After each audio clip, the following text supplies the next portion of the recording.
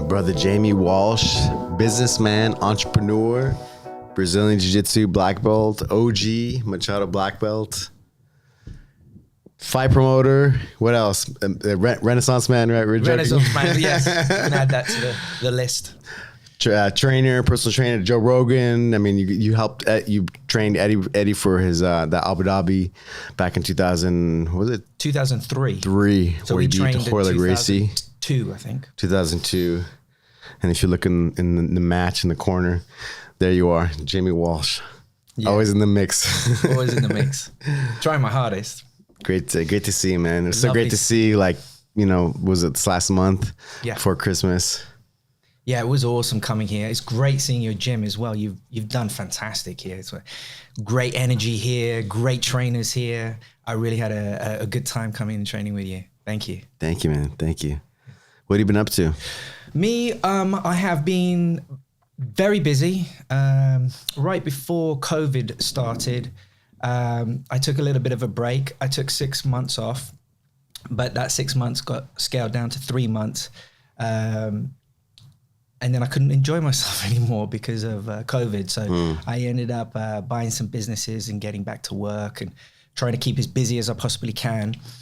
And so that I, didn't go crazy being at home by myself doing nothing.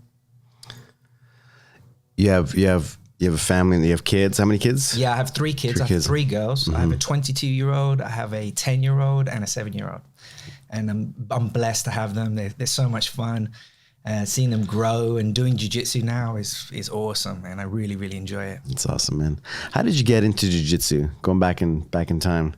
I got into jiu-jitsu. I originally came from obviously London, England, mm-hmm. and it was always my goal to come to the United States. I used to dream about coming to the United States. I went to boarding school as a child from the age of 10 to 14. And that was some pretty lonely times because you obviously have to confront your problems and be there. So your parents sent you to boarding school? Yeah, my parents sent me to boarding school. Is that something traditionally that happened in your family? Well, that happened with all my siblings. So we all went to boarding school. I wouldn't personally send my kids to boarding school because it's quite an experience that's gonna change you. For me, it changed me positively because, like I said, it forces you to confront your problems. When you're living with 14 people in a dorm and you have a problem with someone, you can't run away from that problem. You have to confront it. So in that aspect, yeah, it was good for me. On the other aspect, I was very, very lonely. I was very, very sad. And obviously the dynamic of my family had completely changed when I came back to London at the age of 14 and a half, because obviously my parents have had a lot of leeway to do whatever they wanted to do. So they weren't in the family environment anymore. They were doing their own thing. So it made me grow up very fast. Wow. And then you were dreaming about what about living in America? Yeah, I was dreaming about living in America. I trained martial arts since I was 8. So I was doing stand-up martial arts when I was in London. Before I went to boarding school, I did Shrinju Kempo. Okay. And then from about the age of 12 until 17, I did kickboxing and Chinese Kung Fu with a guy called Keith Rodriguez, who was a fantastic trainer in London. Cool. And I used to read the American magazines. And then in American magazines, I would see Gracie. Which magazine? Black Belt magazine? I'd read them all, yeah. Which ones did they have in London? Black Belt magazine, Inside Kung Fu. Inside Kung Fu, yeah, okay. And I would read these articles about these guys that would have an open challenge to fight anyone. So I kept every single magazine had the same sort of description and article. And I was like, who are these people? I was really intrigued by them. So I took the article to my coach. And it's like some weird grappling picture, right? You don't know what's going on. Yeah, like on the ground, guys right? in the gis and stuff. You know, we're fighting with like a t-shirt and shorts. And I'm like, man, they wear the gis. They want to fight with it. Wouldn't that be easier for someone to grab it? It didn't make sense to me. Because obviously, in those days, you didn't have the internet. Right. So that's why when you say those magazines, that was like everything. Yeah. Right. It was before the internet, before like cell phones, before social media, right? Right. That's where you got all of your information from, really. Yeah, that's where that. Right. That's like where the I grappling magazine, right? That they had. Yeah, all the information from obviously what was happening was in the United States was all coming from the magazines. So I took the article to my coach and he said, "Man, if they come to London, we'll kick their ass." I said, I don't know. So anyway, I had the opportunity to come to the United States when I was just turning 18. Wow. Yeah. And I came here and obviously I wanted to use it as a training trip and I wanted to go and train with people. So I went to visit the Jet Center. Mm-hmm. The world famous Benny the Jet. Yeah. Jet Center. And that was, I believe, on Friar Street in Van Nuys at the time. Mm-hmm, mm-hmm. And anyway, I went there and I sparred with a couple of guys and I made friends and they like how I was training and I was doing really well with them. And I said, "Hey, does anybody know about Jiu-Jitsu?" I said, "Where's the Gracie Jiu-Jitsu?" They said, no. You don't want to go to Gracie's. You want to go to the Machados. So I said, "The Machados?" I said, "Okay." So obviously you didn't have the internet, so I called a directory. Yellow Pages. Yeah, Yellow Pages. They didn't have them in the Yellow Pages either. Yeah. Because you had to buy, right? You had to buy like your spot in the Yellow Pages. They did a mistake. They said RCJ Machado. So it was under R. It wasn't under M. So I couldn't find them. So I called I couldn't find them. They were like, "No, unlisted." So I said, "Okay, I'm going to try the Gracies." So I called the Gracies. Whoever answered the phone there was so rude. I'm like, I'm not going there. So I went to another gym, another kickboxing gym, and I went to spar there. And I made friends there, and they were like, "No, the place is called RCJ Machado." So I was like, "Okay, RCJ Machado." So I did it. I called again. I found RCJ Machado, and I called the gym, and this charismatic person answered the phone, and I had like a 10-minute conversation. No with way. them. And I said, "I'm coming down." Where I was living at the time was in Pasadena, which is Sierra Madre, which is like an hour and a half drive. I didn't care. I borrowed a friend's, because I was living with a friend. I borrowed his car. I went there, and it was John Machado who was talking to me on the phone. No way, yeah. And he is amazing character. You can have a conversation with him for hours. He's a fantastic, and he speaks fantastic English at the time. Obviously, all the Machados now speak great English, but at the time they'd just come from Brazil. This was like, I want to say it was like 95. I want to say it was somewhere around that period of time. I can't exactly tell you when it was. So he said, "Yeah, come down and train with us." So I said, "All right," and I went down and trained. It was the most miserable 2 weeks I've ever spent doing martial arts. The guys had no respect for me. They just kicked my butt, twisted my body. My body was aching and hurting. And I said, "No, I want to learn this. I want to understand this." So after about a 2 week period of getting absolutely destroyed, I started holding my own, and I started training there and doing well. In those days, the Machado shared the gyms. So that's really when was it the Redondo Beach one? I did go to the Redondo Beach, and I used to actually go there with Eddie Bravo because Eddie Bravo at that point in time was a blue belt, and we became really good friends. He's like, I just thought he was a really cool guy, and I would go and hang out with him at his apartment. This is before anybody knew him, and we actually he used to have VHS tapes, and I'll tell you a funny story.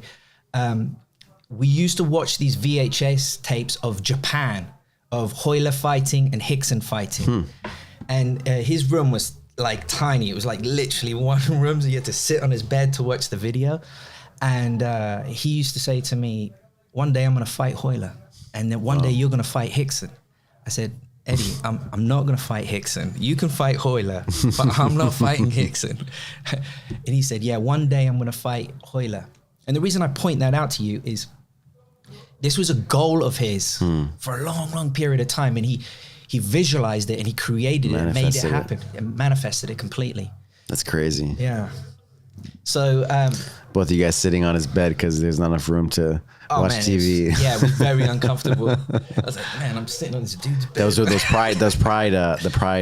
I think it was actually before Pride. I think it was there was. The Valetudo, Japan Valetudo. It was like there was demos, right, or something like that. There was something like that. But man, we watched those videotapes probably 40 times back in those days. I mean, we just used to watch it over and over and over again, and it was awesome.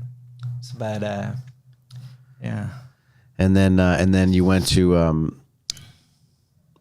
where did we finally meet? We met in Brazil. Did we meet in Brazil? Yeah, we met in Brazil. Okay. You want me to tell you how I got to Brazil? Yeah, how did you get to Brazil? Well, when I was at Machados, I was training with Jean Jacques didn't used to come to the gym very often. So you trained at the Redondo Beach? Was it the Redondo Beach or no? There was a gym in Encino and then Tarzana, and then he stayed in Tarzana for years, like 20. So Jean Jacques. Years. Oh, Jean Jacques. Okay, yeah. Okay. But Jean Jacques was. He used to have Renato Magna teach there. Yeah. I love Renato Magna as a coach, an amazing coach. I was like 100%, like everything he used to say, I would follow his direction, and he taught me so much in the beginning. And then for some reason, Renato left, and he obviously went and opened his own gym. I was really heartbroken when he left because I was like, wow, this guy's been the street sports, me. right? Street sports. Yeah. And then for a small period of time, they had like other black belts teaching the classes or brown belts teaching the classes, and they weren't really around very often. And then unfortunately, I lost my job at that period of time. So I basically needed to figure something out at that period of time. So what I did is I moved towards Redondo Beach, and I was starting to train in Redondo Beach.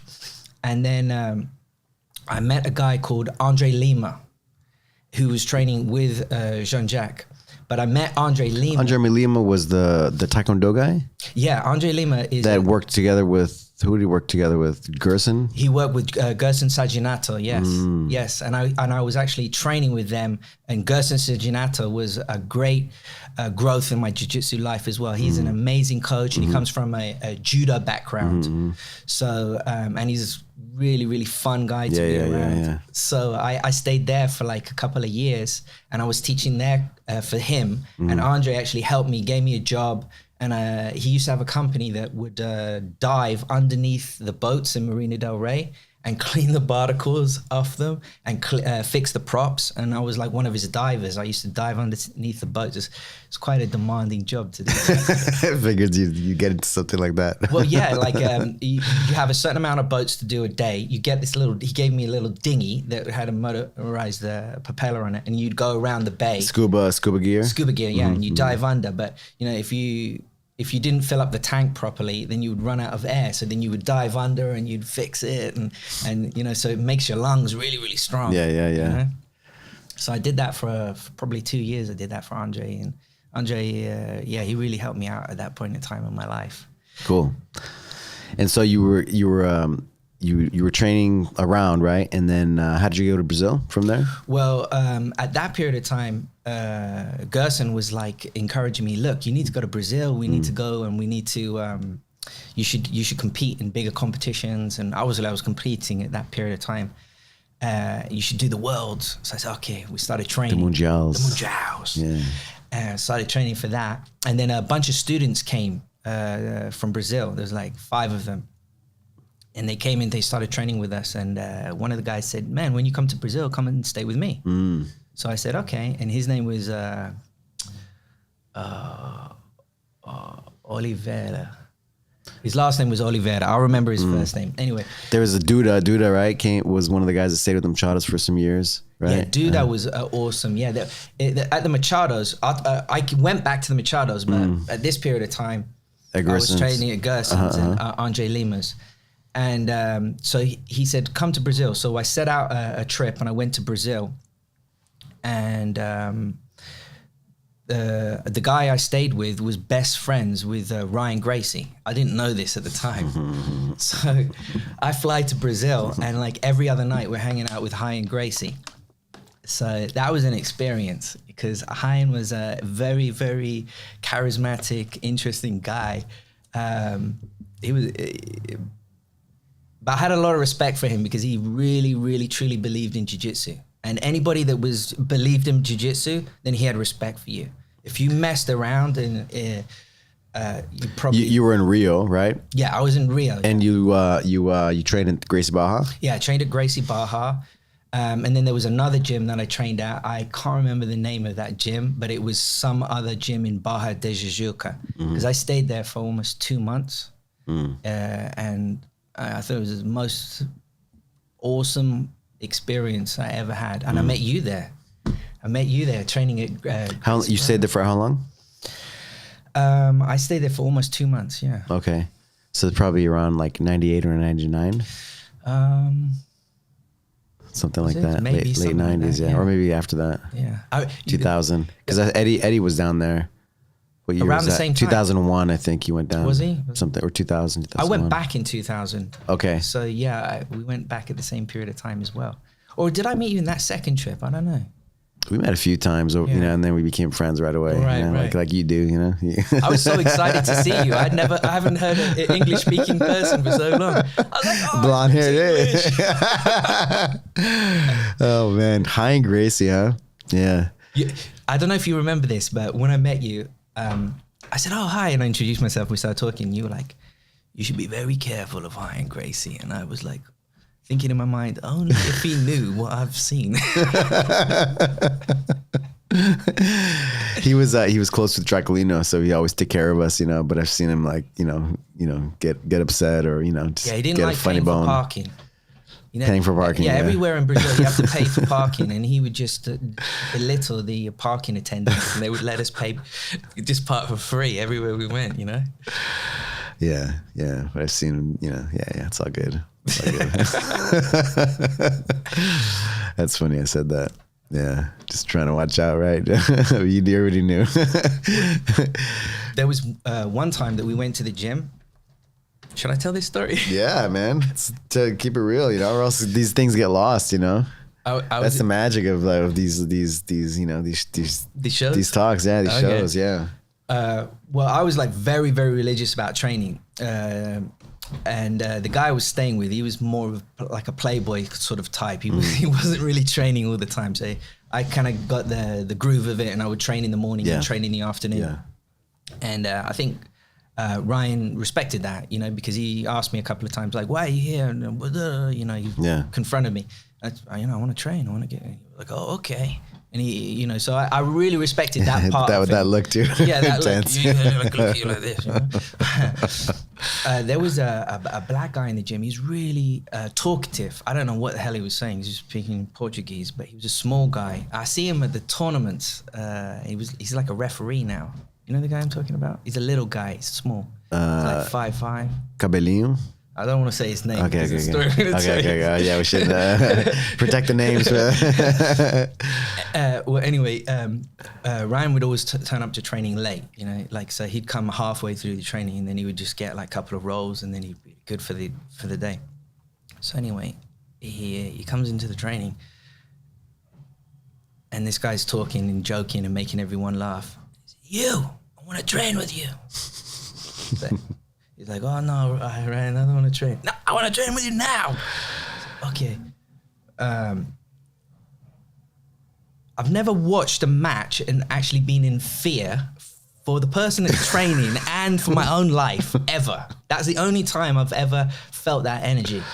And he kept on choking him out and putting him to sleep, then waking him up, laughing at him, saying something to him in Portuguese, and then choking him out again. And he did it like 4 or 5 times. Oh my God. And all the other people were like begging with him, no, hi, no, hi.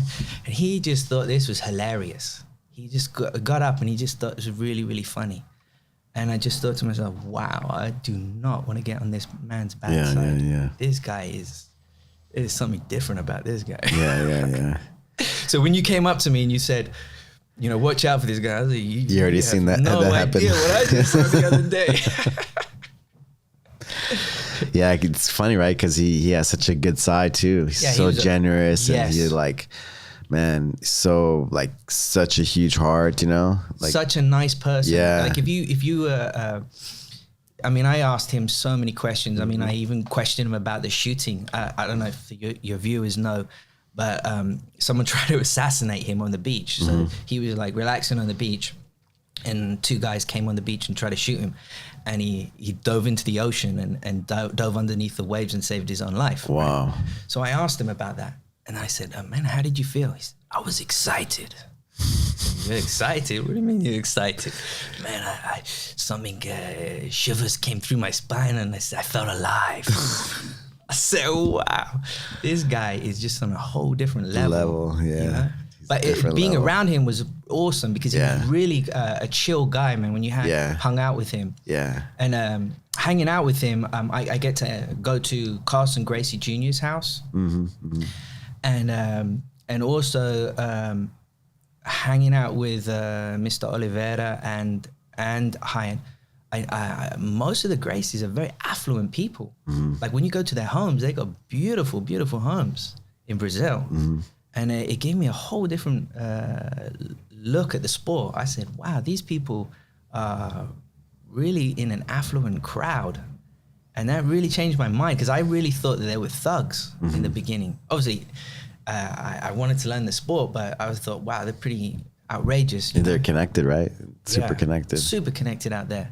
So when I came back from Brazil, I was like, I really, really want to become successful and then move to Brazil like you did. Like you lived in Brazil. Like you spent, how many years you spent there? Yeah, like 3 years straight, but like on and off for like 5 years. 5 years. Yeah. Yeah, that was my goal. I really wanted to do that. Because when I came back from Brazil, I was walking differently. You know, you have that like light stroll. You know what I'm talking about? I mean, you know, you gotta be strong. You can't let anybody, you know, cut in front of you. Like you gotta like hold your own, you know, like you can't let, if not, you're never gonna, you know, get to the end of the line or get what you want. Right. So you gotta be. But coming from London, you know, and then coming to LA, you know, you it's a lot more fast paced than Rio de Janeiro. It's more beachy. Fast paced. Yeah. It's fast paced. Brazil is more fast paced. No, I thought Brazil was way more laid back. Okay. Like more kind of a beachy feel. Okay. Yeah. Maybe it's the area that I was staying in. Yeah. Depends, I guess, what you're kind of doing, right? Yeah. Well, the guy I was staying with, I mean, he was super connected. I mean, his neighbor was, what was her name? Susanna Werner. She was a famous model. She used to go out with Ronaldo. So, you know, she invited me to her birthday party because I would see her in the building all the time. And then I went running with her a couple of times on the beach and they would say, Susanna! And as I'm running down the beach, I said, man, this girl's famous. You know? Oh, man. But the second time I went to Brazil, I went and I wasn't able to stay with this guy. He was busy. He was working and stuff. So I actually stayed in a hostel there. And I saw a whole totally different side of Brazil. Because the first time I went to Brazil, I was like, man, this place is like Italy. You know, this place is cool. You know, there's lots of cool things to do. And then I went back the second time and there were some English guys there the second time. And, you know, we were taking the bus everywhere and I was like, whoa, the poverty here is insane. So I think there's like a huge divide in Brazil. You've got like the wealthy people and then you've got the poor people. For sure. There is no middle class. That's cool. You got to experience all of it, right? Yeah. With those few trips. Did you compete in the Worlds, in Mundials? Yeah, I competed in the Mundials. Funny enough. What year was it? Oh, I don't know. I just remember it was in the 90s, late 90s sometime. Probably, yeah. And in that competition, I actually competed against Pete the Greek. I didn't know that it was Pete the Greek, but he put a clip on social media. I said, well, that's me. So I messaged him, put the whole fight up. Oh, I don't have the whole fight. Yeah, you have the whole fight. That's hilarious, man. That's awesome. And okay, so you got down to Brazil, and then man, you you went to the source, right? Yeah, I went to the source. And what made you come back to the US? Like money? Well, yeah, you're not going to make a living over there unless you do, I don't know, some sort of international business, but you're not opening a small business and being successful there. Plus, I wasn't fluent in Portuguese, and you know, I wanted to be in America. You know, America is, I knew my future was here in the United States. So I came back, and then I was like totally motivated on sorting my finances out. So what I did is I met a girl and I moved back to the valley.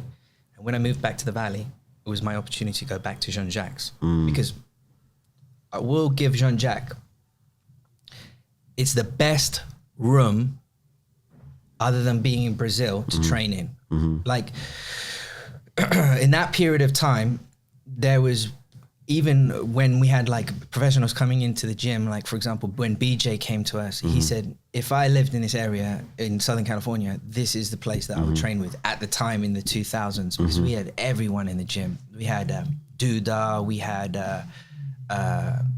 Aaron Briley, I'm going to be honest with you, he was the best in the room. He was better than Eddie. He was so talented, this guy. Aaron Briley. Yeah, Aaron Briley. He's like unknown, but a black guy. That guy was amazing. Jean Jacques said he was going to promote him if he would win a tournament. He won the tournament and then did a backflip. And I mean, he's that athletic. He was really, really good athlete. And then we had Paulo Guilabel, we had Fabinho, we had Eddie Bravo, myself, Matt Baker. We had so many, Dave Dunn. We had so many good people, and it was in the morning training. We had Joe Rogan. Joe Rogan used to come and train with us. And Jean Jacques is a real master. And he'd be there, right? He'd be there every day. Yeah, he was there every day. Yeah. He was like completely like a lot of the other, dedicated to the gym. But they're not there. They would, go away or just not show up for class. But Jean Jacques was always there, right? No, he's totally religious. He basically took that gym over, and then now that's his gym, not on any of his other brothers. And then he really, really like spent time in developing the whole group. And I've trained with a lot of people, and I would say Jean Jacques is he's the best. He's the best. Yeah, he was the mentor to a lot of the Gracie Baja guys, right? Yeah, like the Draculino, Gordo, to purple belt, right? Right. The main guys, So he was their mentor. Yeah, he has he's a master. A master. He understands movements, weight, understanding of where the game is going to go while you're rolling with that. He's like 5 steps ahead of everyone. And that was the time too, right? It was his like late 90s, early 2000s when he was like competing in Abu Dhabi, and I think it was 99. He won, was the right? second trip that I went to. Okay. Brazil, because that was the time I think he competed in. That was the only time I actually saw him lose. Was that? Okay, yeah, he won lost against the Cabelinho guy. Yeah, I remember that. Yeah. I never seen him lose in the gym or in any other match. Yeah, I competed against Cabelinho in my black belt world debut in 2002. Oh, did you? Yeah, did but you I did. Yeah. But it was like it was kind of a fluke thing that he caught, Jean Jacques, right? Yeah, in the ankle lock, wasn't it? Like a knee bar or something, knee bar, right? Yeah. But Jean Jacques, yeah. Yeah, like you say, like the best, But you compete, right? Anything can happen. Right. And I remember seeing Jean Jacques after that because I saw the match. And then he just looked at his team and the guys he had with him in Brazil, and he just like shrugged his shoulders, like sorry guys, didn't work out, like, but you just shrugged it off, Well, and I was like, oh, that's cool, because when I was younger, I was just like, when I lost, I would just be devastated, Well, the thing I really respect about Jean Jacques is he's a little different from all of the other Machado brothers, and he's very different from a lot of Gracies as well that I've met, because his father was a judge, so he's very direct in his thinking, and he's a very positive person to be around. Like, obviously in the gym. Everybody wanted his attention. I wanted his attention, and for me, he was a very fatherly figure. I wanted to do good in the tournament, so he would look on me with great admiration. But he helped me grow in my life by giving me little tidbits, and I respected the man so much that those small things that he communicated to me, they resonated, and I would think about those things. And it helped me grow positively in my life, so that I wasn't only growing in jiu-jitsu, I was growing outside of jiu-jitsu, if that makes any sense. Yeah, for sure, of course. Because he would always say to me, you need to do well in life. You need to be successful in life. And I would go back and go, why does he communicate this to me all the time? It didn't make sense. But it made sense to me later on in life. I was like, yeah, he is right. You do need to do well in life. You do need to be successful in life. Like you were saying earlier, something that you had deep inside you, and so you could say that to somebody else, and maybe they don't hear it, Right. but you heard it loud and clear, and you're like, the master's saying that to me, like, then it's gonna be right. I'm gonna be successful. Yeah, you know, I don't know if other people have this, but obviously when you want to have direction from certain people in your life, so if you respect the person, you're going to think about that at different times in your life and say, well, you know, and question it and analyze it and then trying to implement it in your life. Yeah, that's cool. And then when did you get your black belt? I want to say like 2004, 2005. Okay. I was the second British guy to receive a black belt, and the first person I think was Scott Goddard. He beat me by 3 months.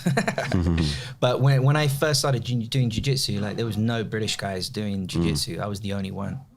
So now it's huge. Now it's all over the world. Yeah. And you know, you're competing, and you know, I'm not competing, but you're living the lifestyle, right? And how did you start? You were a trainer. You had a training business, right? Yeah. When I came back from Brazil, I remember you were like, you know, crazy fit, you know, around those times too. Yeah. I was an addict of fitness. I wanted to be in the best physical shape of my life. If I didn't work out 5 hours a day, I thought I was going insane. I had a client at the time. I'll tell you how fit I was. I had a client that told me, I want to do a marathon. I said, when's the marathon? 2 weeks. Okay. We trained for 2 weeks and I did the marathon. You did it with them. I just did it with him. Yeah. Well, I mean, my whole life I've been very motivated by money. So I gave her a price. I said, okay, this is what I'm going to charge you. And then I ran around them. And the ironic part is she had friends that had been training for 6 months for that race. And then they got seriously injured and they couldn't actually walk for 6 months. Wow. Because they did the marathon too fast in the beginning. Because in a marathon, you need to keep a specific pace, but then keep the pace going. So I did a half marathon one time. Did you? Without training for it. And I finished it. Yeah. But I couldn't walk for a week after. A week, huh? Oh my goodness. Well, I was like, I could barely walk for a week. And then, and then I was okay, I think, it took some time, but definitely some damage. And then the next, I did it again because I was like, I want to, I don't want that to happen. So I prepared a little bit and I was okay. Yeah, you're good. Yeah. Yeah. But it's so much mental, right? Mental, like, mindset. And well, at that period of time, I had a company called LA Boot Camp. And that came, LA Boot Camp. Yeah, LA Boot Camp was actually a really, really popular business for a while. And we were on like MTV, the Oz show, and we went on a bunch of different shows and had a bunch of celebrities that I used to train. And every morning we would go into the Santa Monica Mountains and run with a group of people. So every day I was doing at least 3 to 5 miles running every single day, 5 days a week.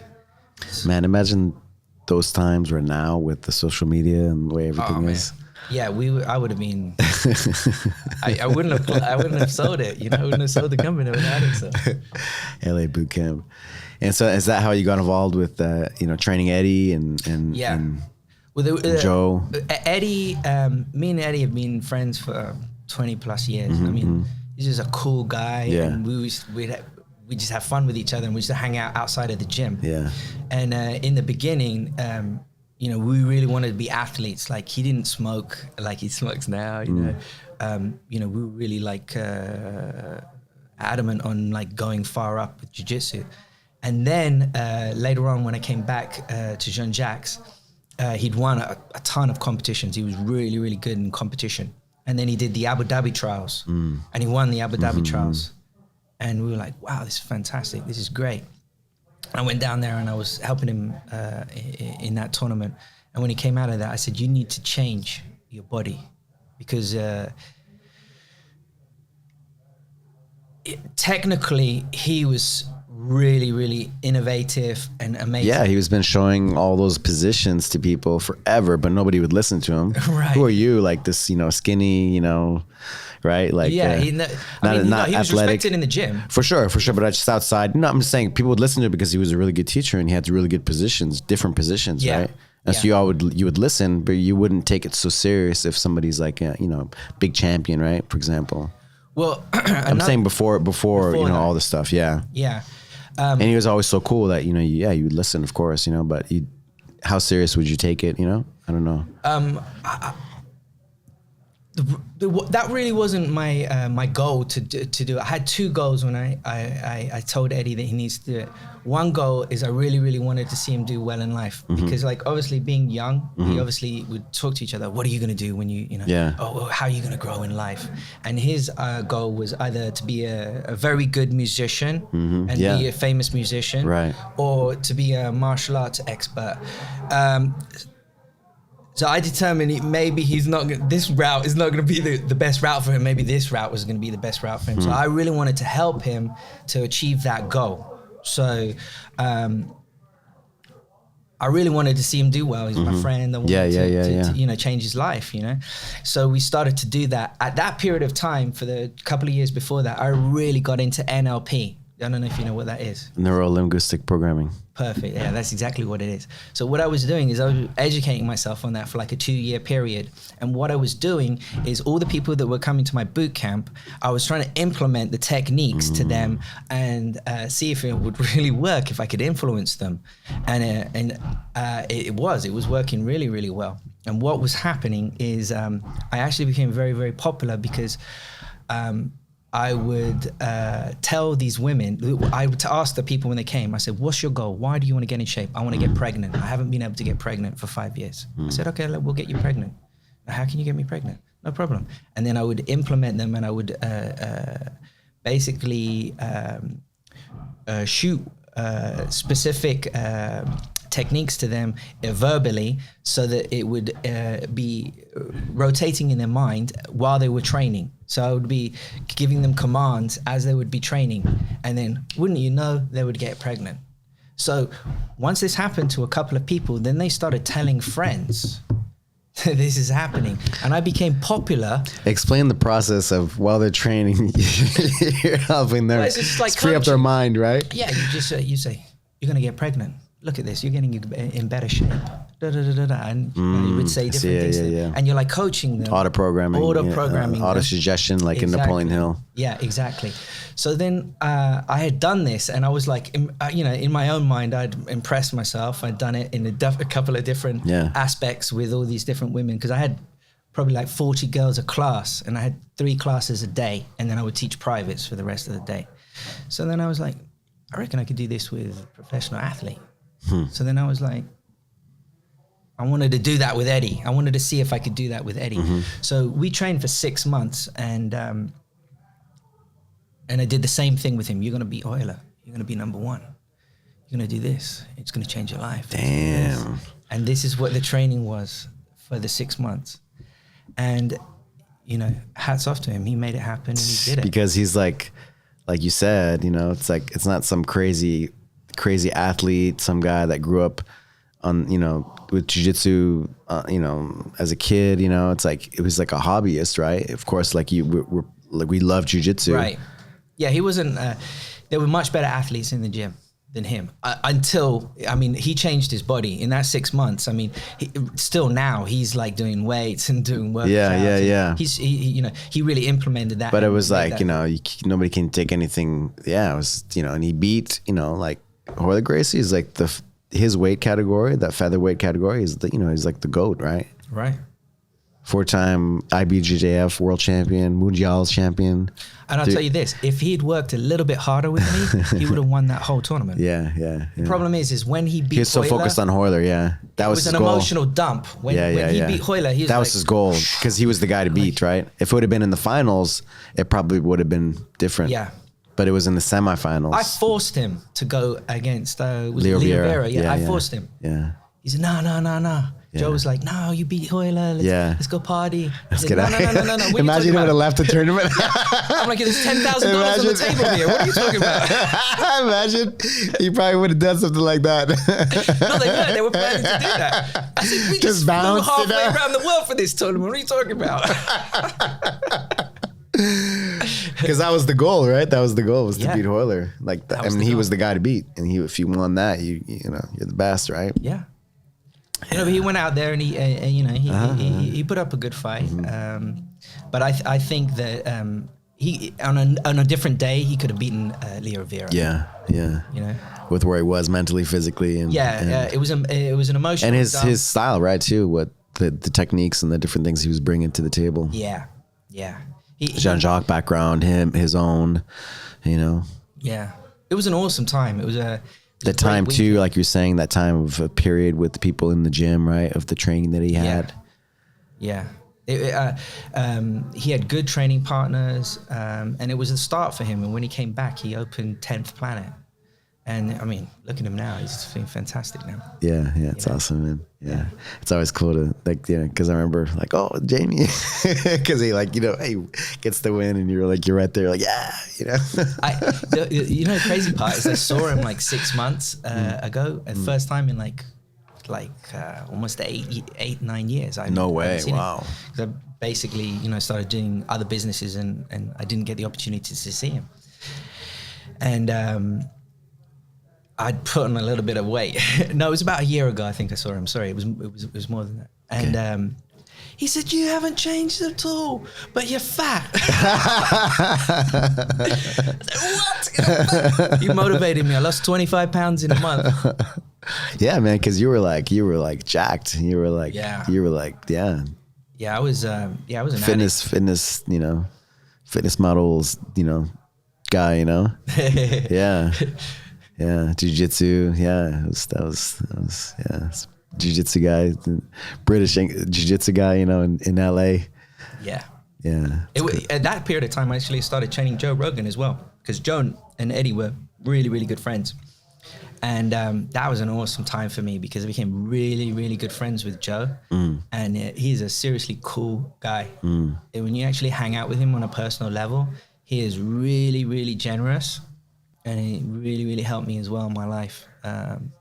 He introduced me to a bunch of celebrities. I started training them. I went to every single UFC he'd get me tickets for. We used to hang out. I mean, I have so many great memories of partying with him. He is a great person to go out and have a couple of drinks with. Yeah, that's awesome, man. Yeah. What, because you had like a moving business as well, right? Well, that was later. In that period of time, what I started doing is... Because you were in the middle, you were in the LA fitness boot camp. Yeah, I was in the LA era. fitness boot camp, and then somebody offered me a very comfortable price for that company. So what I did is I exited out of that company, and I started doing different things. So what I did start doing is I started promoting. They were making the sport of MMA legal in California. Yeah. They were making it. So you're the first MMA. Yeah, I'm show. the first legal MMA show in Hollywood, and we did a couple of shows in the Hollywood Palladium. And I started Anthony Johnson. His first MMA fight was with me. Anthony the Rumble. Yeah, Johnson, he's man. I saw him training in the gym. I said, man, I want that guy to fight on my show. He was here, and where was he from? He's originally from Georgia. Okay.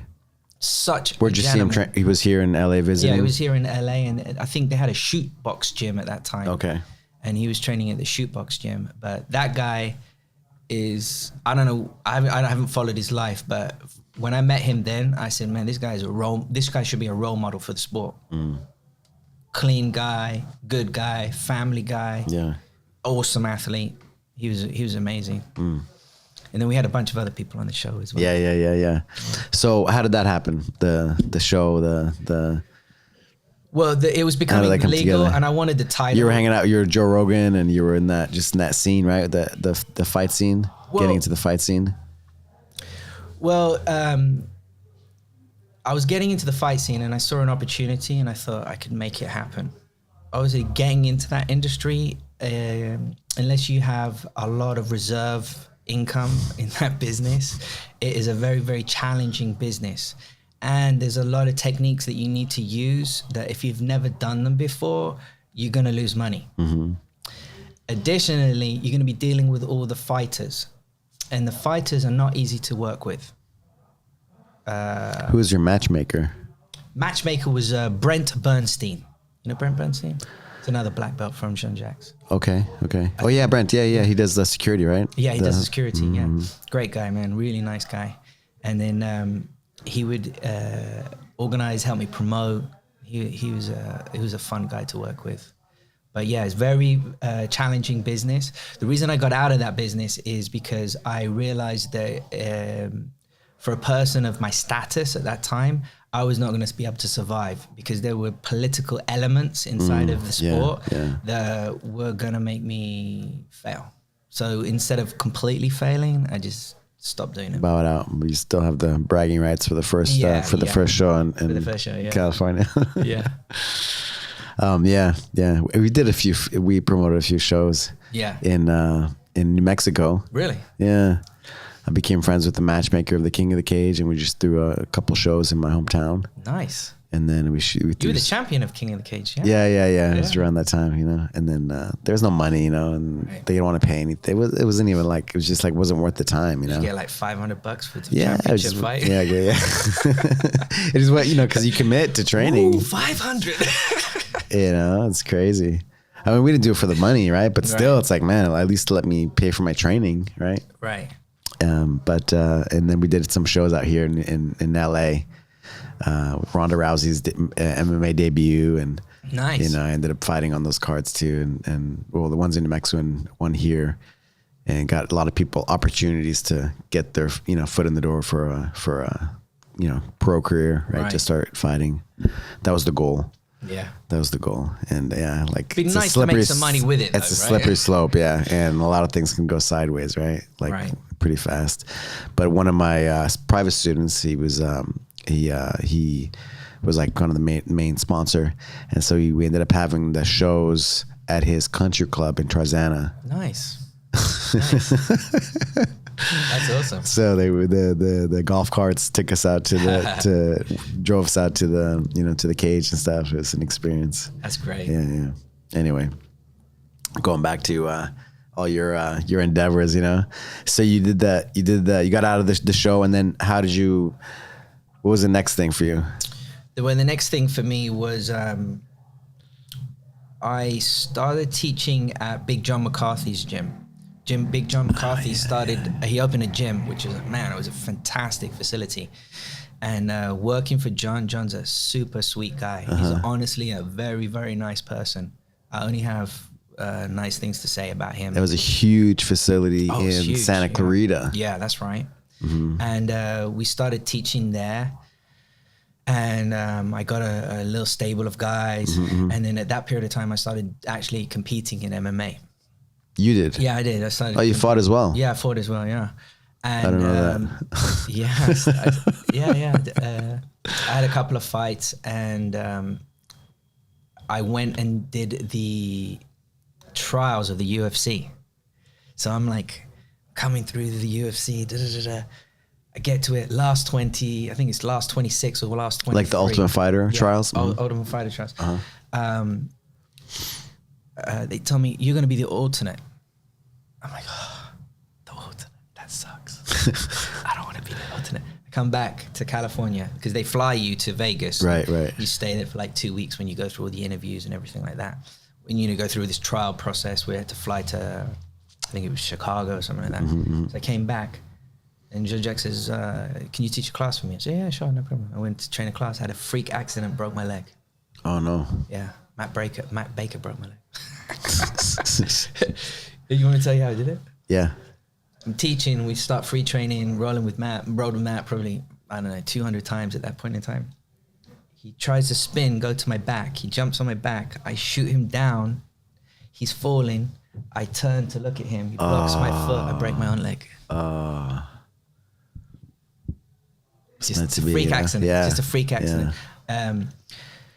So go to the doctor. The doctor says, you've broken your leg on a clean break, but it's set on top of each other. So you can actually let it heal without actually having surgery. So what I did is Which bone? Your femur? Yeah, I think it was the femur. This is the secondary bone, not the main stabilizer. The bone. lower below the knee? Below, yeah. Okay. What is it? It's called the tibia, maybe. Tibia, yeah. Tibia. So I went in crutches and I owned a truck, this big truck. Yeah. Because what I was doing before that is I was actually importing furniture, and I had a business that was importing furniture. So always hustling, huh? Always hustling, yeah. Man. Always making money. You gotta make money, right? And I would send the crews out on the weekend to do like moves for customers of ours. Can you do a move here? And the moves were more profitable than the actual selling the furniture. So at this point, because you had a crew that was moving, they were your just stuff, like because like when you're in a furniture shop, you have to move the furniture around every week so that when someone walks into the store, they think that it's all new. It's not new. It's just you've moved everything around so that they well, this is a new piece. It's not a new piece. It's just it was on that corner last week. So so we started. So I had broken my leg. When you break your leg, all your private clients run from you like you got the plague. Call me when your leg's better. So I still had all my private clients at that period of time. So I was like, wow, I need to do something different here. So at that point in time, a guy called Mark Morales, who's another black belt from Jean Jacques, super good guy, super nice guy, super positive guy, most decorated police officer in the LAPD, in the history of the LAPD. So this is the kind of guy he is. He tells me, I want to have a conversation with you. I said, okay. Meet him. He tells me, you need to sort your life out. You need to do something that's going to financially improve your life. So, why do you say that? I said, I want to be world champion. I want to be a UFC champion. He said, okay, what's the probability of it? Here's the thing, Okay, if you still want to do that when your leg heals, but you need to start looking at your life slightly differently. So,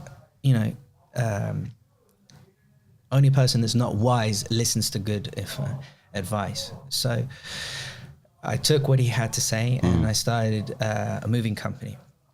That moving company ended up buying 8 other corporations around the country in 3 different states.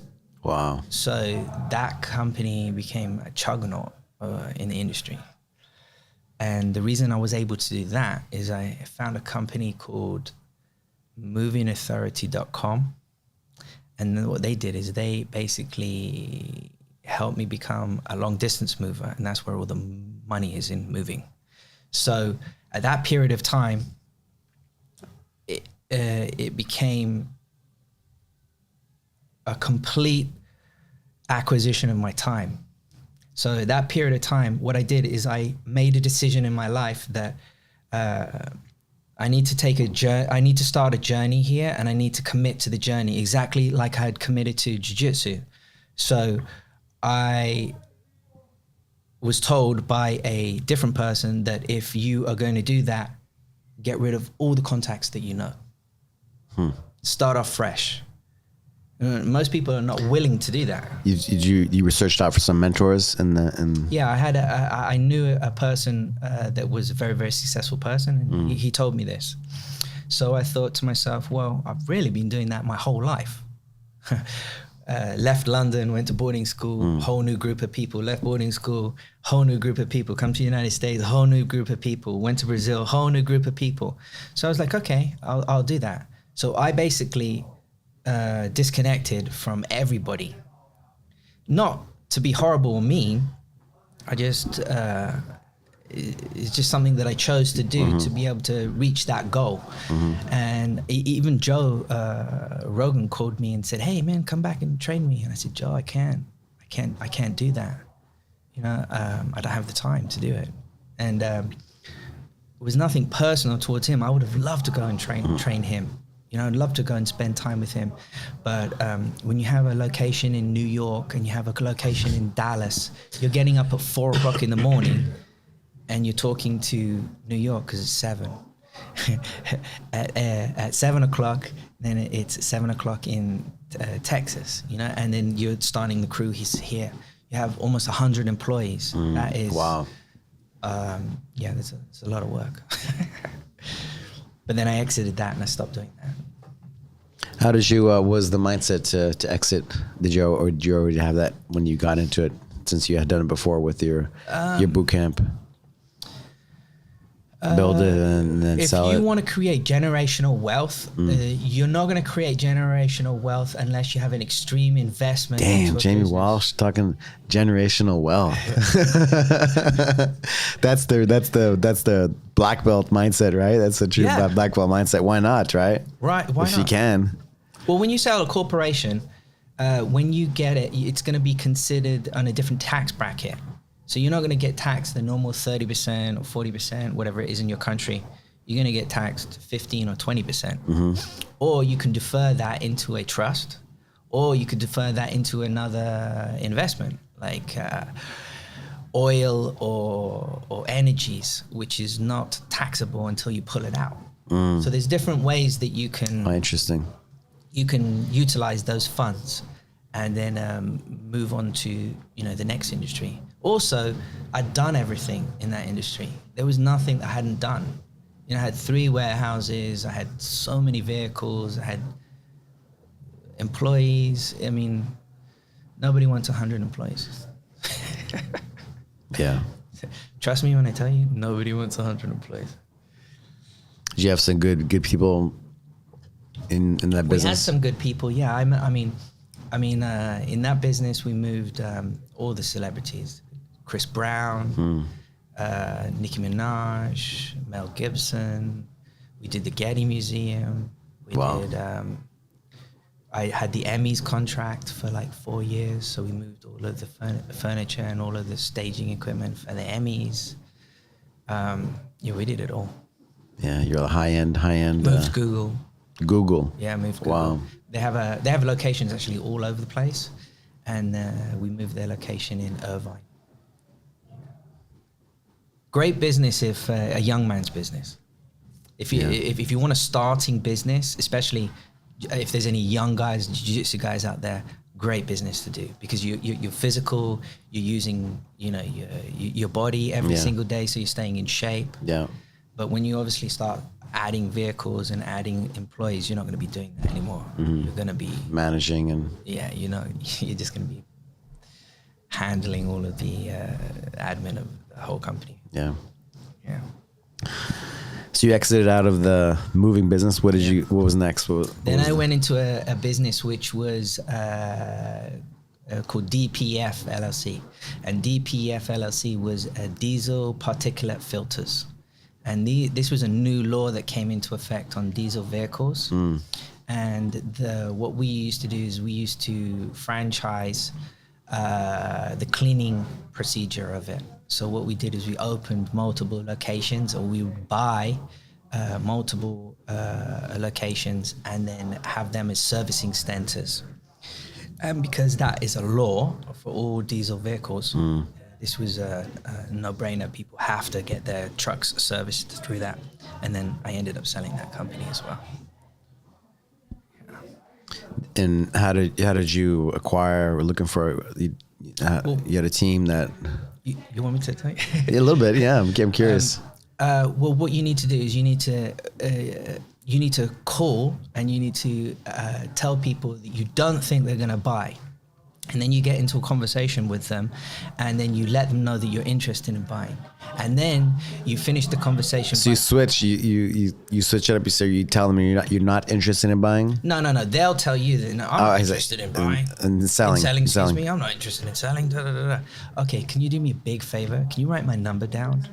And if anything changes, can you just give me a call? Now, if you do that on a multiple of 20 phone calls a day for 20 days out of the month, and you do that for 3 months, someone's going to call you back and say, you know what, I'm interested in selling. And then that's one way you do it. Then you also talk to brokers, and you get brokers. But those are the way that you do a roll-up. because most private equity firms, they do that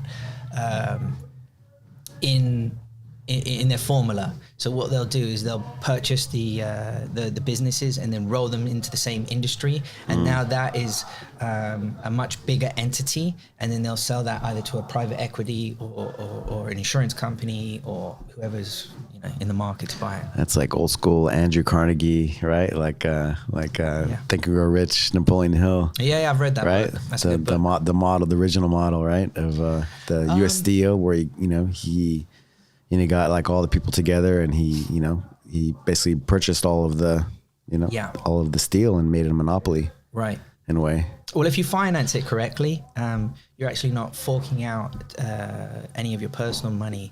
What you're doing is you're financing everything, and then when you sell, then you exit, then you're getting the benefit of it all. Nice, man. Nice. Yeah. Nice. Yeah. Nice. Like people say, right? Like, like competing, jiu-jitsu, fighting, right? Like so much of it is emotional, right? And people can't handle like the emotional component of it. What got you through to be able to, do like these deals like that and not break down and, I can't do it, or well, there are hundreds of thousands of jiu-jitsu competitors out there that have a businessman inside of them. For example, right now I'm actually teaching at 805 Combat Club, which is in Simi Valley, which is Mark Morales' gym. Okay. And the reason the police officer I'm telling you about, the reason I'm training there is because he has the same principles as I have. Like throughout my life, I've tried to be a good person, but to increase everything in a positive manner in my life. And he and I follow Musashi, and Musashi has 21 disciplines of living your life. And one of the disciplines is don't leave the way, which the way to me is martial arts.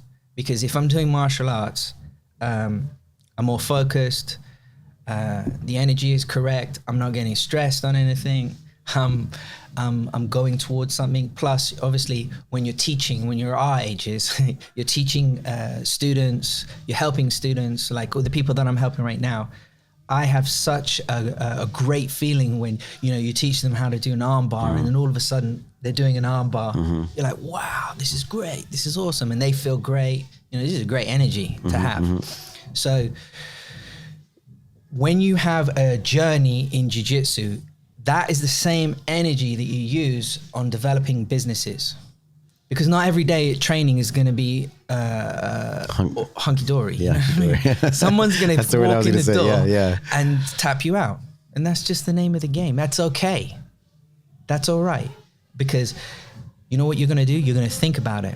You're going to think about how you can dominate and do better on that next training with that person, especially if you're familiar with that person in your camp.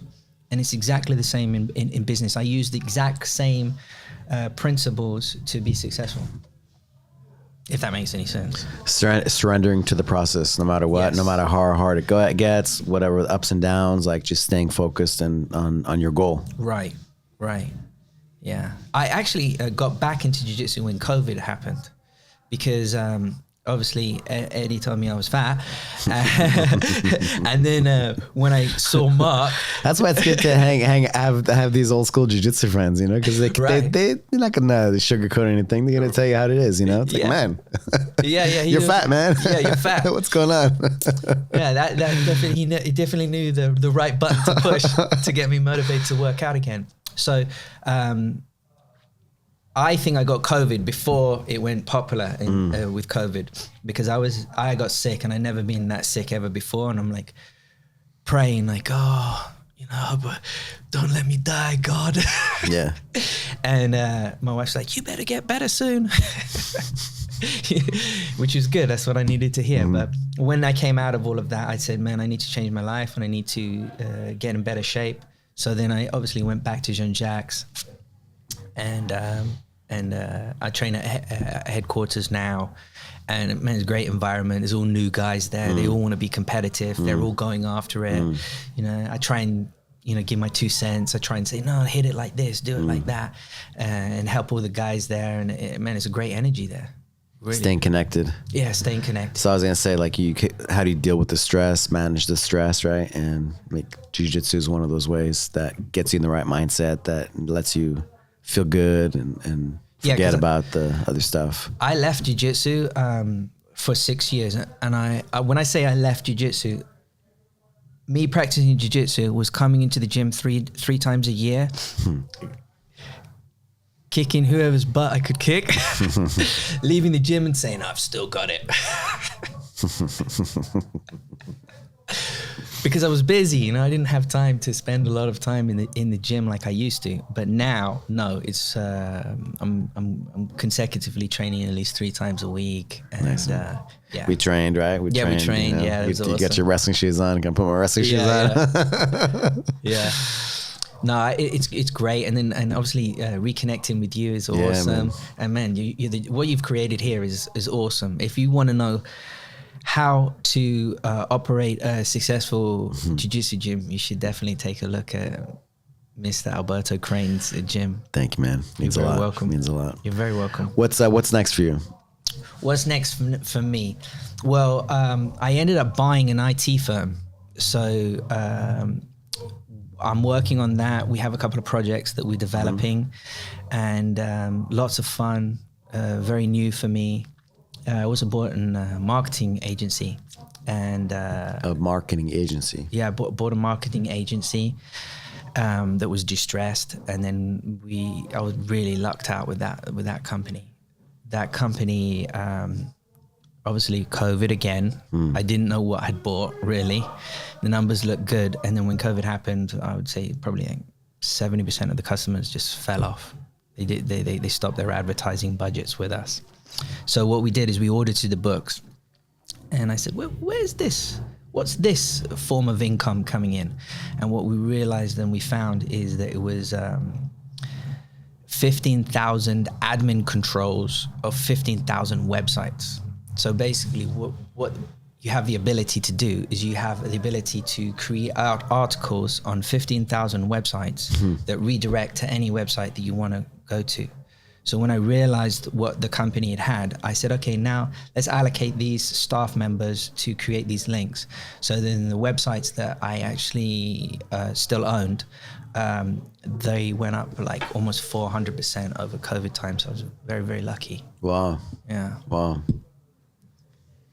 Seeing the something that's seeing something that nobody else is seeing. Yeah, the value in something. Yeah, I wouldn't have looked at that if COVID hadn't come. So I personally am doing okay with it all, and there's obviously we're developing certain things for the future, because obviously the future we don't know what the future's going to bring. I mean, there's going to be a lot of changes in the next 5 years. Metaverse and AI, and lots of AI. You're gonna get the first jiu-jitsu gym. What's that? First jiu-jitsu gym on Metaverse. Oh my God.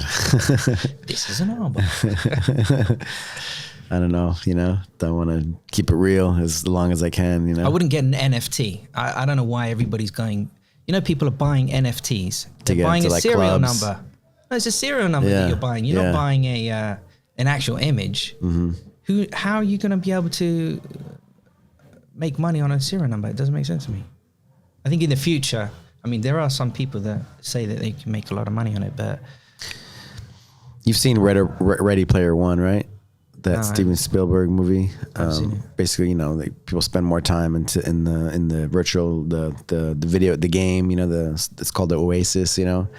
And just that's kind of like they say, like people are gonna, not everybody, but they're gonna spend more time in virtual reality than reality. I don't know. And I'm kind of like, I want to be in the reality. I want to be in nature. I want to do jiu-jitsu for real. I want to connect with another person, I'm rebelling, but I want to keep my mind open. Like I study crypto, and I mess around with stuff like that and try to stay ahead, right? Stay connected. And there was a guy named George Gilder. He has a book called Life After Google, and the end of big tech and the emergence of blockchain economy. And before that, there was a guy named Rick Kurzweil. Do you know who he is? No, I know. He has a thing called the Singularity. It's like a futurist. They're both futuristic guys. Okay. And the Rick Kurzweil was, like we're basically going to create our own race, right? Like with robots, and they're going to basically take over. I believe that. Okay. And I kind of like, I was like, this is like 5-6 years ago. And I was like, man, like it made me like sad, like basically like, kids and everything else, like what's going to happen, then I found this guy, George Gilder, and read his book, and, it's like the Matrix, the new Matrix movie. Mm-hmm. Like, it's not like robots and people. It's like, we're going to come together. There's always going to be a human element in that. Right. We'll see what happens, right? But it was kind of gave me hope, and we'll see, only the future will know. I only got into social media in 2019. The end. Good for you. Good for you. No, the beginning of 2019. Good for you. You're a wise man. Listen, if anybody wants to be friends with me, and my partner says they're not friends with you, I say they're my friends. You're more than welcome to. I'm on James Walsh Official on all of the different like platforms, and then also Instagram, Twitter. Yeah, Instagram, Twitter, and also if you want to find me online, it's jameswalshofficial.com. And but you know what really I do enjoy is when someone likes my pictures. They say that there's something wrong with this, but I'm like, yay! It's got 50 or 70 or 100 likes. I enjoy this, but they say that's how they get you, right? Yeah, they because that's why they took away the likes in Brazil on Instagram. Yeah, I didn't know that. So you can't see people's likes, how many likes they have. Do you want to hear a funny story? Mm-hmm. When I was training Joe, obviously we used to talk about everything with him, but he told me that he wanted to start a podcast, right? But the internet wasn't fast enough. Back then it was like dial up. So, I mean, he says he's the common man, but he's a smart guy, because even in those days, he used to have 3 computers in his house. And then he would do a search on one computer, then he'd run over to the other computer and do another search. And I said, well, when technology picks up, you can make it happen. And his goal is now flourished. It's crazy, yeah. It's crazy. It's crazy. I looked up the first podcast that he did. Oh yeah. On YouTube, with that one that was posted, and I was just hanging out, I think, with Eddie and just talking, and it was just like, so really just, it wasn't a studio or anything. It was just, like a talk, that he recorded and shared. When I saw Eddie last, I said to him, you've achieved all the goals you had when we were younger. And he was like, what? I said, you wanted to be famous. You're the flat earth person. And you wanted to have gyms all over the world, and you've created it, man. Yeah. You've done it. You manifested it. He was like, he didn't say anything to me. Yeah. If you have a goal and you think about it enough and you implement it and you act on it, I mean, you can make it happen for yourself. You wanted to be a world-class jiu-jitsu fighter. You were a world-class jiu-jitsu fighter. You wanted to be an MMA fighter. You became a champion in an organization. Fought in the UFC. I mean, you did everything in the sport. Yeah. Awesome, man. Yeah. Thanks, man. Appreciate your friendship. Yeah. Man, it's super inspiring, just hearing your stories on, a numbers game. And it's like inspiring, because a lot of people get, when they say, somebody says no to them, but the fact that you just like, you call, I don't know for how many months, like, just making phone calls, 20 phone calls a day of, acquiring companies. Anybody can do 20 phone calls a day. You could do that in an hour and a half. Anybody can. Right? But people say no or whatever, and people get like, oh, they don't believe. And the fact that you did it over and over again, and then just talking about connecting the jiu-jitsu mindset and the martial art mindset with that is beautiful, man. I love it. I mean, I'm just curious, like when I was talking about the mindset, like what jiu-jitsu is giving me, and you shared some, right? Like it's the same thing, having that mindset of like surrendering to the process and being fully immersed into something, and just surrendering to the process, and how you applied that into business and work and life. Well, in the martial art, when I started in other martial arts before jiu-jitsu, so other martial arts, what they'd have is they have a respect level on the thing, which I implement that when I teach now, and I make all the students like bow and have respect for each other, because yes, it's a brutal sport. Yes, it's been shown in a brutal sport, but you must have respect for all the people that are in the sport that have paved the way for you in the past.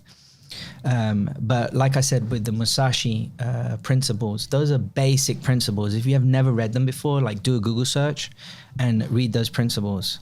And some of those principles might not apply to your life, but throughout your life, one of those will apply to your life.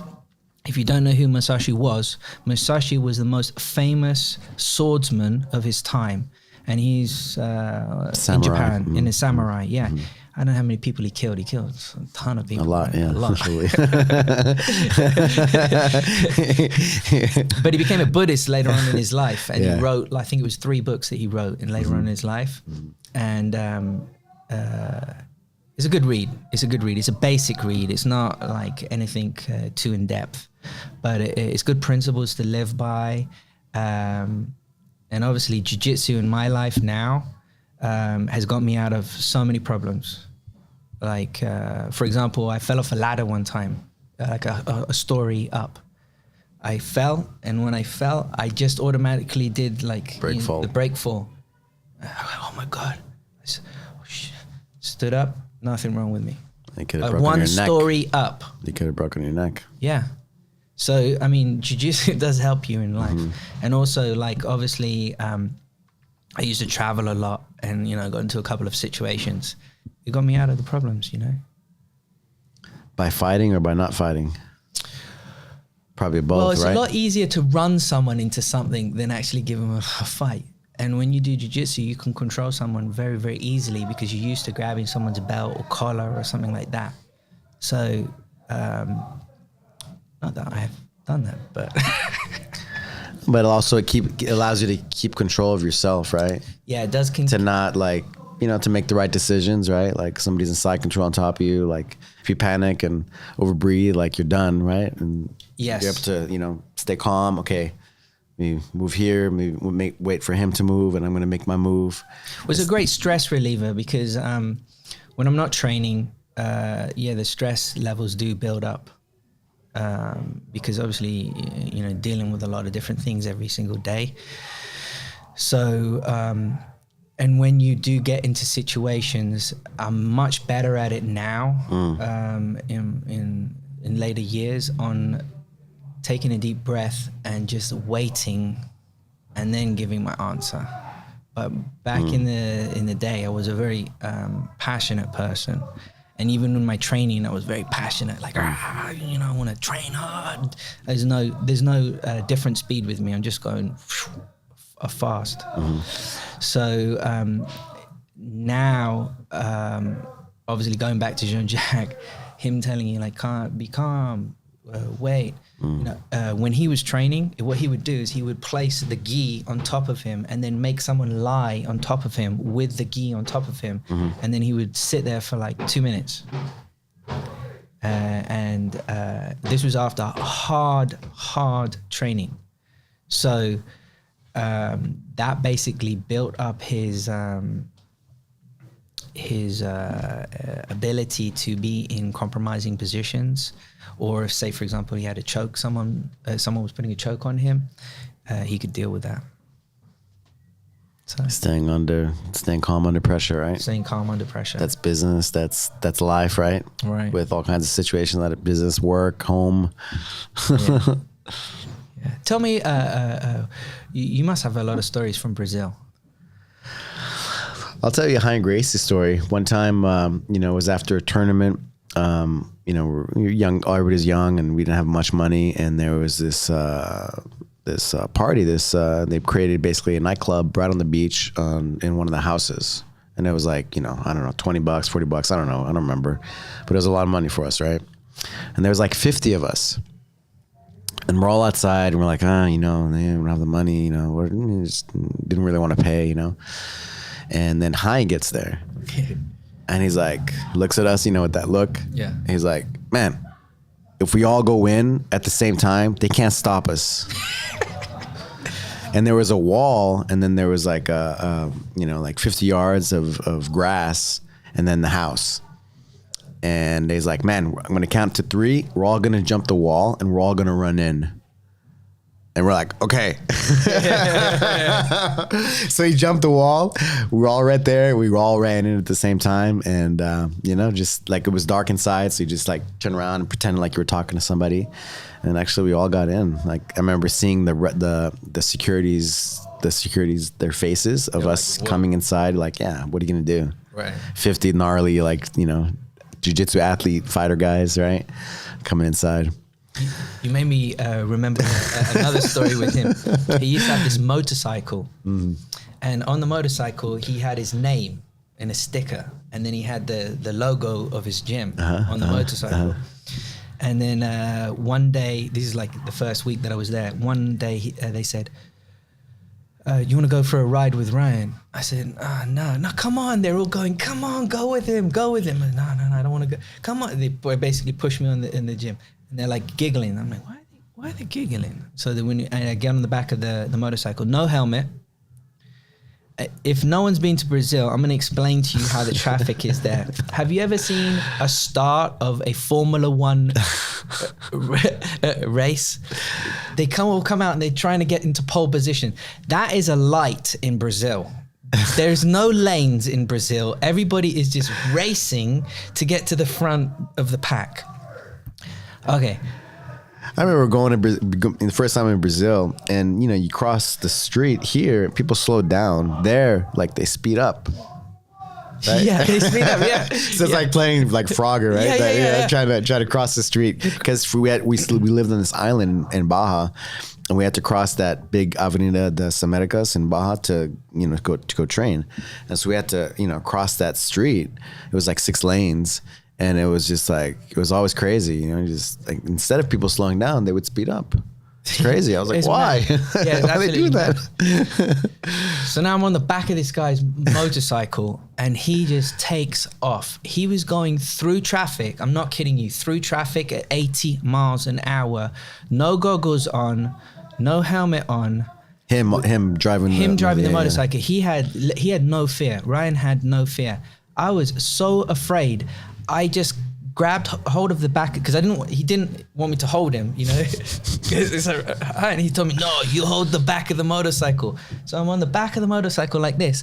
I put my head down and I lean into his back because we're going that fast because I'm thinking I'm going to fly off the end of this bike. Yeah. He turns around and looks at me and gives me like the most like I'm gonna elbow you off the back of this bike. And I was like, I don't care. I'm gonna pretend like I don't see him looking at me. And I'm just gonna hold on for dear life. Anyway, we went to the restaurant that we were going to, and your whole energy feels like you went through this scary experience. And anyway, like 10 minutes later, the guys got there in the car. How did you like the motorcycle ride? Yeah, it was okay. You gonna go again on the way back? I said, no. No never. way, never again. They were all cracking up laughing at me. Oh my God. Yeah. Oh my God. Yeah. I got loads of stories with him. Do you think I should tell these stories? Yeah. You can leave any of the other names out, right? Okay, so there was this part. Now, this is a terrible story. I don't know if we should tell this story. There was this. I mean, man, like the early Gracie days, right? Those early Brazilian Jiu-Jitsu days. It was rough, man. It was like fight club, like it was crazy, right? Back in the 90s, right? They were like Jiu-Jitsu is not violence campaign in Rio de Janeiro. Really? Yeah, I don't know if you remember that, but Royce Gracie, remember when he fought Valide? Yeah. So that was a campaign for that because. And there was no kids jiu-jitsu, or there was, but actually like Zebeleza and stuff, that a few people had great kids programs, but overall people didn't take their kids to do jiu-jitsu in those days, because of, had the reputation of, being like bullies and I don't know, anyway, that was the reputation of jiu-jitsu people, at least in Rio and in Brazil. Yeah. Because now it's much different, right? It's like, it's professional, kind of like the Karate Kid, like the old school karate guys, because they're, that Cobra Kai show. Have Yes, you seen, you know? yes. So a lot of the young kids are watching that now, and it's great because it makes you reminisce.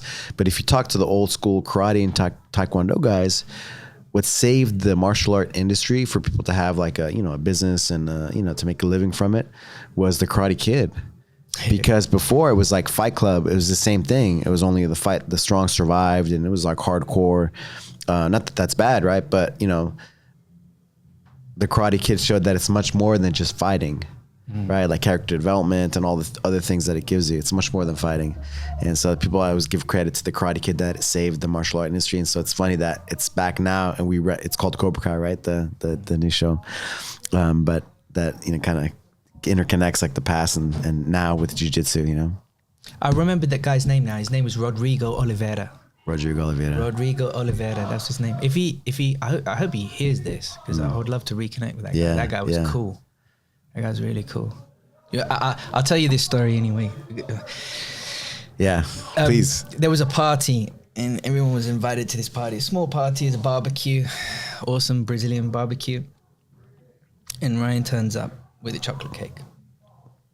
Chocolate cake. Have you heard this story? No. High and Gracie with a chocolate cake. Now, Ryan really wasn't the person that would turn up with a chocolate cake, so it was a little bit strange that he was doing it, but hey guys, I bought you a chocolate cake, massive chocolate cake. At the time, I hated chocolate cake, didn't like chocolate cake. Chops it up. Hey guys, here. Starts handing it out. 20 minutes later. What's wrong with me? One of the guys starts screaming. I said, what the hell? Ha ha ha ha ha ha ha. Ryan starts laughing. Another 20 minutes later. Another guy. What's wrong with me? Something's wrong with me. Ha ha ha. I'm gonna take you all to hell. Everybody's like, what the hell is this guy talking about? He's gonna take us all to hell? About another 20 minutes later, now the whole room is like weird. What did you do to me, Ryan? Ha ha ha, I put acid in the chocolate cake. Oh my God. He drugged the whole party. Anybody who ate the chocolate cake was drugged. And then he thinks it's hilarious. He thought it was so funny. That's what happened. He thought it was hilarious. Then he's telling everyone he's taking them to hell. Oh my God. So that was another aspect of him. He was a prankster. Did anything crazy because of that happen that night? Did everybody Yeah, got they through went it? through hell, those guys that ate that. They went through hell trying to friggin' deal with it while they're like hallucinating throughout the night. Oh my God. I friggin' ran from that place as quickly as I could. Oh my God. Oh, so you didn't I didn't eat even it? stay. I didn't eat it. Oh, I you didn't left. Stay. I left. Oh, man. I got the chills. I can feel the chills now. I tell you the story. I feel the chills. I just left. Went back to the place I was staying at. I was like, I am not staying here. Oh my God, man. Yeah. So you trained in Baja and you Yeah. trained at another gym, you said? Yeah, there was like the complex that I was living at in Rodrigo Oliveira's place. They had like it was like a whole like complex, Right. enclosed community. Okay. And then they had a jiu-jitsu gym in there, and I would train there every afternoon. And Who was the good. professor? Who was the lineage? I don't remember. Man. Okay. I don't remember who it was. You know. Okay. But really nice guys. Everybody out there was super nice to me. You know, I love Brazil. And like I said, I wanted to live there, but I don't think I could live there because of the poverty there. Because the second time I went there, I'll tell you a funny story. I went there with some nice sunglasses, like gold sunglasses, and I'm walking through Barra de Tijuca, and I see this minivan coming.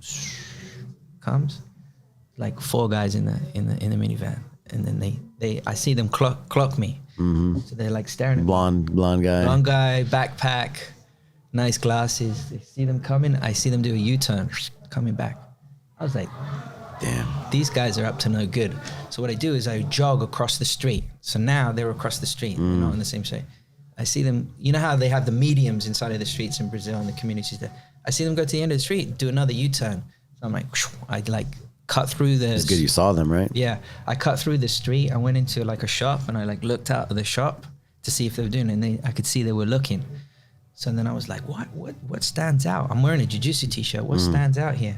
I was like, my glasses. I never wore those glasses in Brazil again. And at that time, Scotty was living there. Scotty on the mat. Yeah, Scotty on the mat. So I hung out with Scotty a couple of times. Scotty was cool. He had it was like a college pad where he was living. Yeah. And he used to drive this motorized skateboard around Baja. Motorized skateboard, yeah. And then the first time I went to Brazil, I met Easton. Amal Easton. I did. Later on, I got on with him great. The first time I met him, I thought it was a bit over the top because he was like, "You're not gonna be able to do this. You're not gonna be." He was like giving me the rules of like the way I should be living in Rio, and I'm like, man, why is this guy tripping on me? Being all negative. Yeah, it's like, man, chill. Oh my God, yeah. I he's my big brother, right? I moved to. He found this place, and then I stayed there. It was like an abandoned kind of mansion on that lagoon, right? And then he came back to U.S. and he left me his Fusca, his Beetle. It was like he had a yellow like Volkswagen Beetle, right? The old school, like, and yeah, it was amazing. I had a car. But it was like the Flintstones because the bottom was kind of rusted out. So there was holes in the bottom. Yeah. That's funny. And sometimes, sometimes the passenger seat, like the thing, we couldn't connect it, and so but we had a car, right? Right, you could get around. Oh my God, just moved around with that just to be able to go to go somewhere, right, without having to take transportation or something like that. Do you want to hear something? It was before Uber, right? Yeah, way before Uber. I'll tell you something funny that happened when I went there. When I went there, I took $750, and at that point in time, I think it was like 5 to 1. Okay. So it's 5 reals to $1. I came back with $200. What? I came back with $200, mate. Wow. Because I was like conservative when I was staying there. Yeah. I was like, I wasn't like doing anything. Yeah. And yeah. Wow. Yeah. When I first went down, it was like 1 to 1. Oh, that sucks, man. The first time I went, and then the next year it became 2 to 1.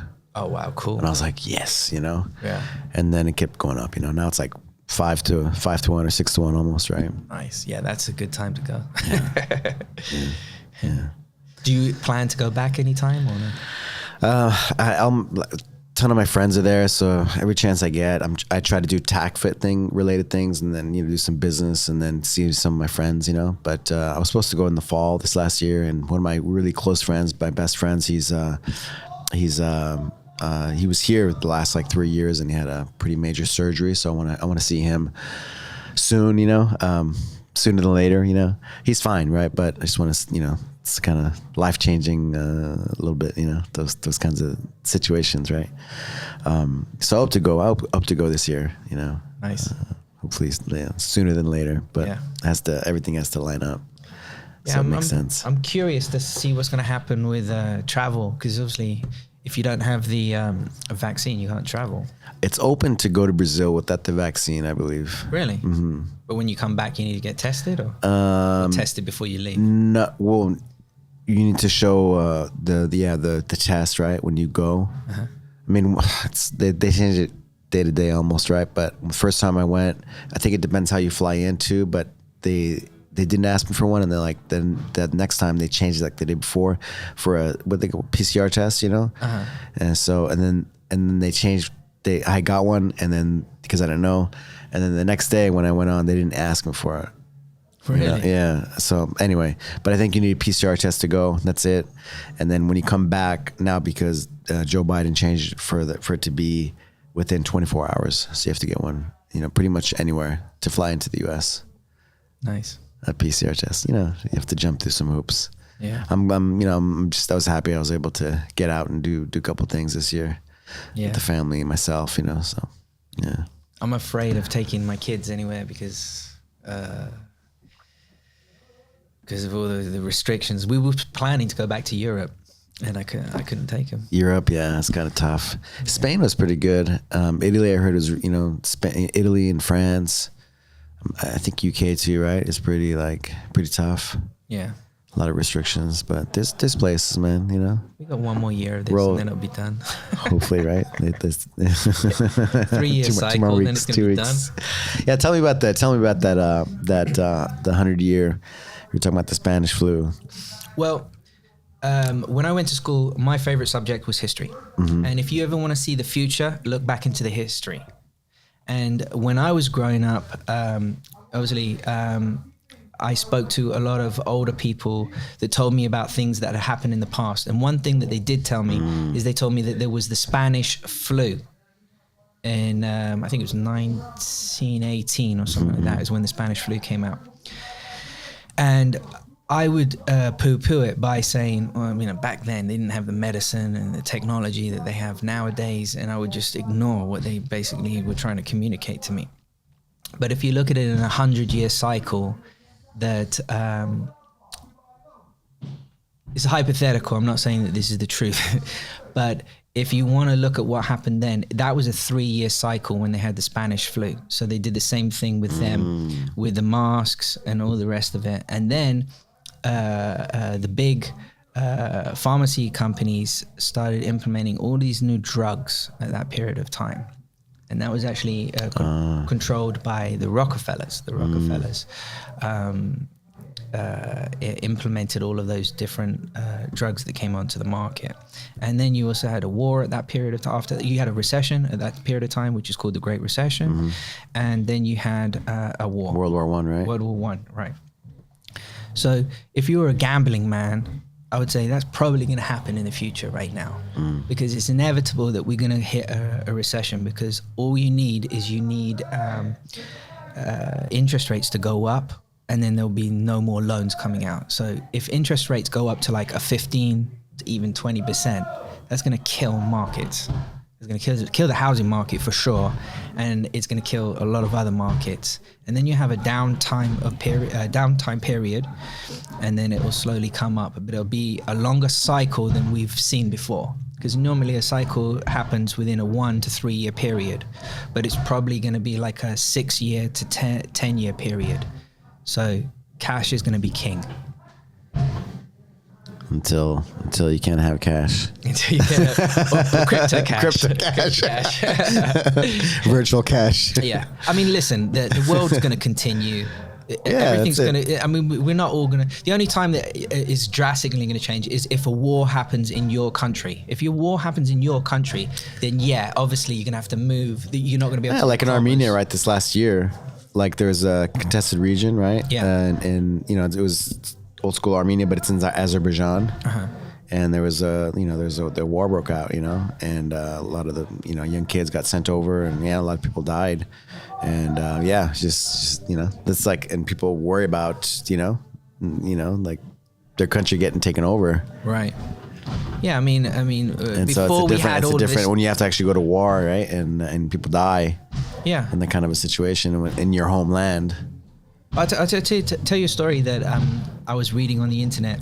I was reading about there's a place in Wales, and in I think it was 1823, a archaeologist found in a cave on the edge of the ocean. You have to climb down on a rope to go into this cave, and they went into the cave. They found a mammoth tusk in Wales. And they found these bones, and what he determined those bones to be is he thought that she was a prostitute for the Roman army. So then it was labeled as the Red Woman for like 200 years. So then new archaeologists re-examined the bones, and then they did carbon tests on it.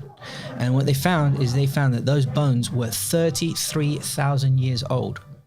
Those bones. So you're talking about people existed in that area and hunted mammoths in Wales 33,000 years ago. So our species has been on this planet way longer than we've been recording time.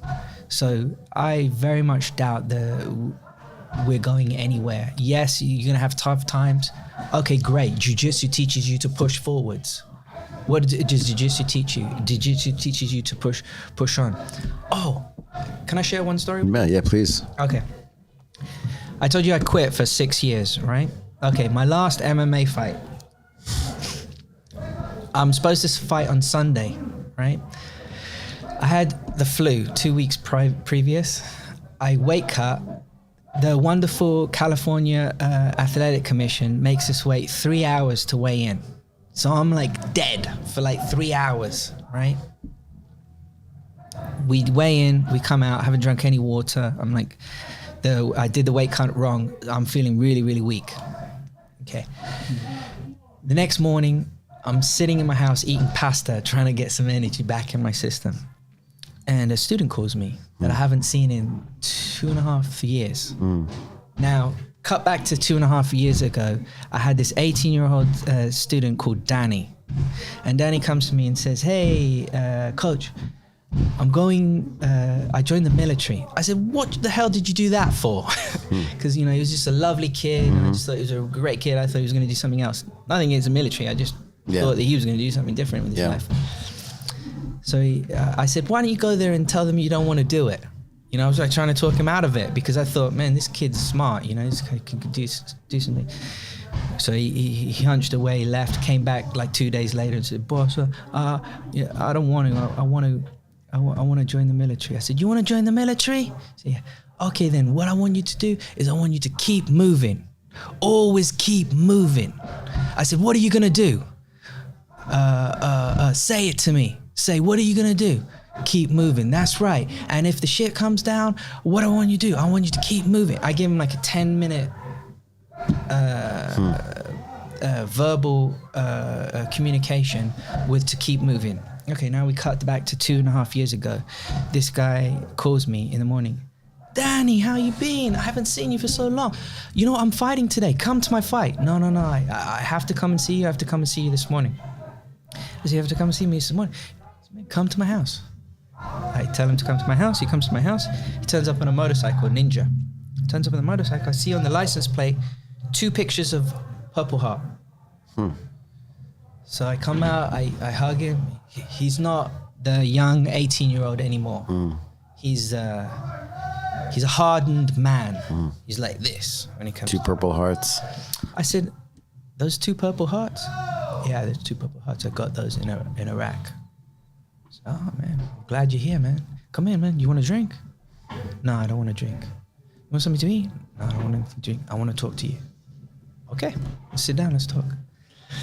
He tells me this story about he's in Iraq and he's doing patrols, and in one of the patrols he gets attacked. And he says that they're up on a ridge and they're driving. The roads are like built up there, so you have fields, and then on the fields you have then there's roads. He says they get ambushed. Mortars are coming in. They're being shot at. He said people are dying around him. And he just starts fighting. And all he hears in his head is my voice to keep moving. Now he tells me this story, and I'm just listening to it, and I'm like, wow. So then I say, well, you know what? At the end of the story, I say, you know what? Well, I'm glad you're here. I'm glad you heard what I said to you, and I'm glad you survived. And he says, I teach everybody what you taught me. He left. I had an emotional breakdown. I'm gonna be honest with you. Some emotions came up with me. I don't know. I couldn't control them. I just felt emotional. And then that period of time after that fight, the guy I'm fighting, I'm like in my early 30s. The guy I'm fighting is like 19 years of age. So man, what am I doing with my life? Why am I fighting this young man? And then at that period of time, I took the time off for the 6 years. Because it just left me for that period of time. That tiger, that lion wasn't in me anymore. That if you want to be a successful MMA fighter, you have to have a hardness of being able to hurt someone no matter what. You understand what I'm talking about, right? I do, I do, 100%. And that had left me at that period of time in my life. I don't know if you felt the same. Like what I think about when you tell me that story is just, like your energy or your time is better spent or more valuable in other other ways, right? You're training, you're putting all your energy to beating somebody up, Right. for the win, for the whatever. But the fact that you told that kid, he was a kid at the time, right? Yeah. You know, and other people that you've been coaching and helping over the years, you know, that's time well spent, right? That gives you return on your investment. Yes. Maybe not with money, whatever, but you know, like what he told you. Yeah. You saved his life. You helped people's lives. You improved their lives. And for me, I felt the same when I fought. Like, what am I doing? I don't have that. Like, I want to hurt somebody. Like, you know, my time is better spent in helping people improve their lives. I love jiu-jitsu through jiu-jitsu. I love fighting as well, but you know, I really believe in Brazilian jiu-jitsu and jiu-jitsu in that lifestyle. Yeah. What it does, what it's done for me, I've seen done with others, right? With everybody that does it, really. Right. And now, of course, with TacFit, because it's another extension of that, but also even on its own, because not everybody maybe can do jiu-jitsu, but everybody can do TacFit and they can experience those same benefits, you know? So I totally understand what you're saying. Now I'm 100% exactly on the same page as you, of what you just said. I love teaching now. Before, I like teaching, but I like getting into the training part at the end of the training. I like doing the active part. But now, when someone grows and you know, I always trying to give the class or the group a positive saying at the end, and I'm always trying to implement my thought pattern towards them so that they leave the class with thinking about something. I think that's just because their growth is my growth, if that makes any sense. Yeah, it's bigger than just, you know, beating somebody up, you know, fighting, right? It's bigger than that. Like those lessons that you learn while doing it, while training for something, while having a goal, you can apply it to everything that you do to be your best. That is one piece of advice that I would give any young person that wants to be competitive. If you want to be competitive and you want to be number one in the world, you need to spend every single moment in your youth competing and doing that, because there will be a period of time in your 30s or some people later in their 40s that dynamic will change. You know, the recovery time won't be there. The mental drive won't be there. The testosterone levels that are in your system that you want to win won't be there. So utilize that in your youth. That's why in the boxing community, that's why most of the stable of fighters are young fighters. You know? Yeah, things change, right? Yeah. We get wiser, hopefully. Right. Yeah. Well, thank you, brother. Thank you, brother. Thank you. Man, great to catch up with you. You know, it's great to sit down with you. I appreciate, you know, just you coming in and talking some old stories, and I hope to do it again in the future. That'd be awesome. And I hope to keep training with you and stay connected with you as well. Most definitely. Thank you very much for inviting me. Thank you.